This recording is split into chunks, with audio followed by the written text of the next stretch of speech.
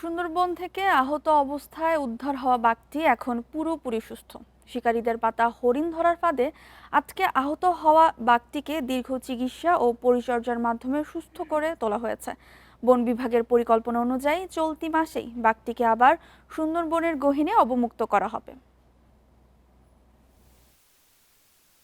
গত ৪ জানুয়ারি সুন্দরবনের সরকিখাল এলাকায় শিকারীদের পাতা হরিণ ধরার ফাঁদে আটকা পড়ে একটি বাঘ। পরে বন বিভাগের সদস্যরা বাঘটিকে উদ্ধার করেন। ফাঁদে আটকা থাকায় বাঘটির সামনের বাম পায়ে গুরুতর আঘাত পায়। এছাড়া দীর্ঘ সময় খাবার না পাওয়ায় সেটি শারীরিকভাবে দুর্বল হয়ে পড়ে। উদ্ধারের পর বাঘটিকে খুলনার বন্যপ্রাণী উদ্ধার কেন্দ্রে রাখা হয়।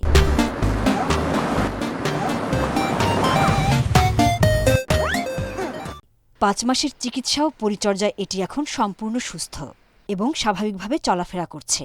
বাঘটিকে সুন্দরবনে অবমুক্ত করতে ঊর্ধ্বতন কর্তৃপক্ষের কাছে চিঠি পাঠানো হয়েছে। বিগত ৪-৫ মাস ধরে বিভিন্ন বিশেষজ্ঞ চিকিৎসকের পরামর্শক্রমে আমরা চিকিৎসা কার্যক্রম চালিয়ে যাচ্ছি। এখন তার অবস্থা খুবই ভালো, বলতে গেলে সম্পূর্ণ সুস্থ। এদিকে চলতি মাসের শেষ দিকে বাঘটিকে সুন্দরবনে অবমুক্ত করার পরিকল্পনা রয়েছে।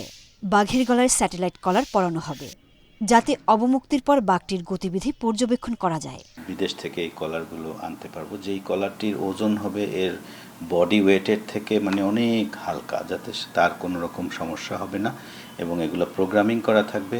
ঠিক ৬ মাস কিংবা ১ বছর পর যেভাবে আমরা চাইবো কলারটি আপনি তার গা থেকে খসে পড়বে। আমরা এইটুকু সময় একটু মনিটরিং করতে পারবো যে সে তার নেচার, তার বিহেভিয়ার, সে কোন দিকে যাচ্ছে, লোকালয়ে চলে আসতেছে কিনা কিংবা কোনো বিপদে পড়লো কিনা, সেটি আমরা মনিটর করতে পারব।